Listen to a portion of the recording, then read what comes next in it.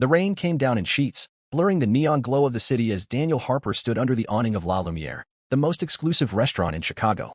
His reflection in the glass door showed a man who hadn't slept properly in weeks, dark circles under his eyes, a navy blazer slightly frayed at the cuffs, and a tie knotted with the clumsy precision of someone who rarely wore one. In his left hand, he clutched a small, crumpled reservation slip, the ink smudged from the drizzle. In his right, he held the tiny hand of his 6-year-old daughter, Sophie, who was bundled in a pink raincoat, her curls peeking out from the hood. "Daddy, are we going inside soon?" Sophie asked, her voice bright despite the cold. She swung his hand back and forth, her sneakers splashing in a shallow puddle. "Soon, sweetheart," Daniel said, forcing a smile. He glanced at the doorman, who stood like a sentinel, his face unreadable under a black umbrella. The reservation had been a gift from his coworkers, a rare treat for the single dad who spent every spare dollar on Sophie's dance lessons, medical bills, or the leaky apartment they called home. La Lumière was a world away from their usual pizza nights, a chance to give Sophie a taste of something extraordinary. He'd promised her a fancy dinner for her birthday, and her eyes had lit up at the idea of a place where princesses eat. The doorman finally approached, his eyes scanning Daniel from head to toe. "Name?" he asked, his tone clipped. "Daniel Harper." "Reservation for 2 at 7, Daniel said, holding out the slip. His voice was steady, but his heart raced. He wasn't used to places like this. Marble facades, gold lettering, valets whisking away cars that cost more than his annual salary. The doorman's brow furrowed as he studied the slip, then Daniel. "I'm sorry, sir, but there seems to be an issue. This reservation isn't in our system." Daniel's stomach dropped. "That's impossible. I called to confirm yesterday. It's under Harper for my daughter's birthday." The doorman's gaze flicked to Sophie, who was humming softly, oblivious to the tension. "Sir, our system doesn't show any record. Perhaps there was a mix-up. Do you have another confirmation?" Daniel fumbled in his pocket, pulling out his phone. His hands trembled as he scrolled through emails, finding nothing. The rain seemed louder now, a mocking drumbeat. "There has to be a mistake," he said, his voice rising slightly. "I spoke to someone named Clara. She said everything was set." The doorman's expression didn't soften. "I'm afraid without a valid reservation, I can't let you in. We're fully booked." A couple brushed past, their designer coats dripping with wealth, and the doorman waved them through with a nod. Daniel felt the weight of their glances, the subtle judgment in their eyes. He was a high school history teacher, not a lawyer or a CEO. His blazer was secondhand, his shoes scuffed. He didn't belong here, and they all knew it. "Daddy, what's wrong?" Sophie asked, tugging at his sleeve. Her big brown eyes searched his face, and he felt a pang in his chest. He couldn't let her see him crumble. "Nothing's wrong, sophomore.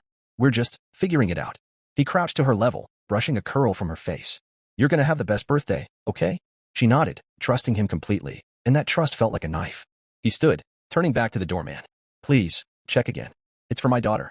She's 6 today." The doorman sighed, his patience thinning. "Sir, I've checked. There's nothing I can do. Perhaps you can try another establishment." The words hit like a slap. Daniel's face burned, not from anger but from the humiliation of being turned away in front of his daughter, in front of the polished crowd flowing in and out of the restaurant. He wanted to argue, to demand they check again, but the doorman's stance, arms crossed, eyes cold, made it clear there was no point. He took Sophie's hand and turned away, the rain soaking through his blazer as they stepped back into the storm. Across the dining room, through the floor-to-ceiling windows, Eleanor Grayson watched the scene unfold.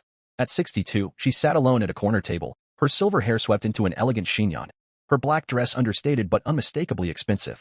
The restaurant's warm light caught the diamonds at her throat, a gift from her late husband, Charles. She was a regular at La Lumière, her presence so familiar that the staff treated her like royalty. But tonight, her usual poise was cracked, her fingers tracing the rim of her untouched wineglass as she observed the man and his daughter. Eleanor knew loneliness. It had been her companion for 3 years, since Charles's death left her a widow with a fortune she didn't care about and a mansion that echoed with silence. She came to La Lumière not for the food but for the noise, the chatter, the illusion of connection. She saw the way the doorman dismissed the man, the way his shoulders slumped as he led the little girl away. Something stirred in her, a memory of her own childhood, of being turned away from places she didn't belong, before Charles's wealth had opened every door. She set her glass down and beckoned the maitre d', a wiry man named Julian who glided over with practiced grace. "That man outside," she said quietly, "the one with the child. Why was he turned away?" Julian's lips pursed. "A mix-up with the reservation, Mrs. Grayson. It happens. Our system is meticulous, but mistakes occur." Eleanor's eyes narrowed. "He said it was for his daughter's birthday." Julian hesitated, then leaned closer. "Between you and me, Mrs. Grayson, he didn't exactly fit the profile of our usual clientele. We have standards to maintain." Her jaw tightened. Standards.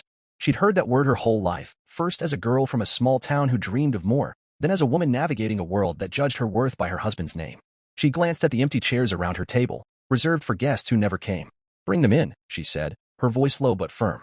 "Seat them at my table." Julian blinked, caught off guard. "Mrs. Grayson, with all due respect, they're not." "Do it," she said, her tone leaving no room for argument. And comp their meal. All of it. Julian nodded, though his expression suggested he'd rather swallow glass. He hurried outside, catching Daniel and Sophie just as they reached the curb, where Daniel was trying to flag a cab in the downpour. "Sir," Julian called, holding an umbrella. "There's been a misunderstanding. We found your reservation. Please, come inside." Daniel turned, his face a mix of disbelief and suspicion. "You said it wasn't in the system." "A clerical error," Julian said smoothly, though his eyes flicked nervously to the restaurant. "Mrs. Grayson, one of our esteemed patrons, has invited you to join her table. Please, follow me." Sophie tugged at Daniel's hand. "Daddy, can we? I'm cold." Daniel looked down at her, then back at Julian. He didn't trust this sudden change, but Sophie's shivering form made the decision for him. "All right," he said, his voice tight. "Let's go, sophomore." Inside, the restaurant was a world of crystal chandeliers and soft jazz, the air thick with the scent of truffle and rosemary. Sophie's eyes widened as they were led to a corner table where Eleanor waited. She rose as they approached, her smile warm but tinged with something Daniel couldn't place. Sorrow, perhaps, or resolve. "Good evening," she said, extending a hand. "I'm Eleanor Grayson. I hope you'll join me." Daniel hesitated, then shook her hand, his grip cautious. "Daniel Harper. This is my daughter, Sophie. I don't understand. What's going on?" Eleanor gestured to the chairs. "Please, sit. I saw what happened outside. It wasn't right. No one should be turned away on their daughter's birthday." Sophie climbed into the chair, her raincoat dripping onto the pristine tablecloth. "Are you a princess?" she asked, her voice odd. Eleanor laughed, a sound that softened the lines on her face. "Not quite, dear. But I do love a good birthday celebration." "How old are you?" 6. Sophie said, holding up 6 fingers. "Daddy said we're having a fancy dinner." "And so you shall," Eleanor said, her eyes meeting Daniel's. "Order anything you like. It's my treat." Daniel's jaw tightened. He wasn't used to charity, and the idea of accepting it from a stranger, a wealthy one, no less, made his pride bristle. "Mrs. Grayson, I appreciate it, but we can pay our own way." "I'm sure you can," she said gently. "But tonight, let me do this. Not for you, but for me. I could use the company." There was a vulnerability in her voice that made Daniel pause. He saw the empty chairs, the untouched wine glass, the way her fingers fidgeted with her napkin. She wasn't just being kind, she was lonely. He nodded slowly. "All right. Thank you." The meal was a revelation for Sophie, who giggled at the tiny portions of foie gras and gasped at the chocolate souffle that arrived like a small volcano. Daniel watched her, his earlier humiliation fading as her laughter filled the space. Eleanor, for her part, seemed to come alive in Sophie's presence, asking about her favorite books, The Secret Garden, and her dance class, ballet, though she tripped a lot.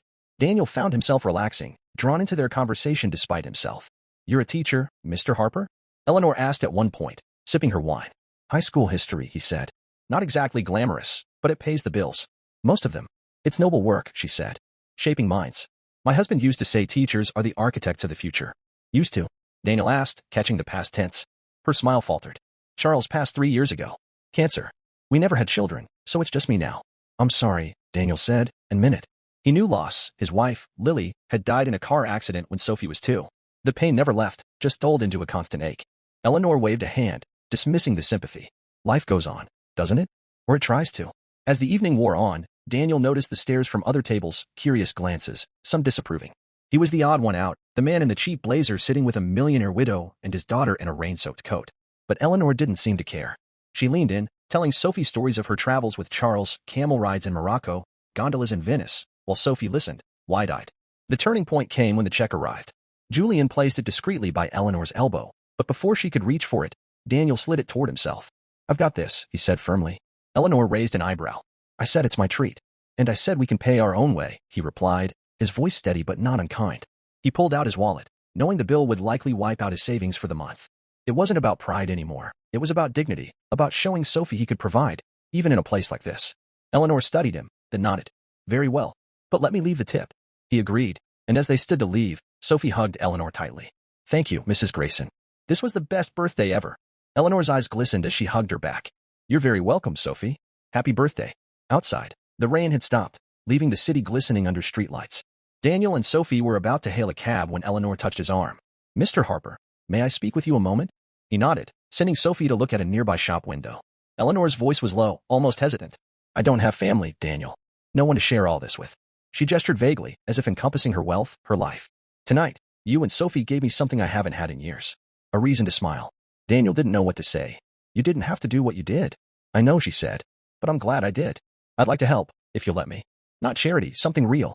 Sophie mentioned her dance lessons, how the studio's closing. "I could fund a scholarship, keep it open. For her, and others like her."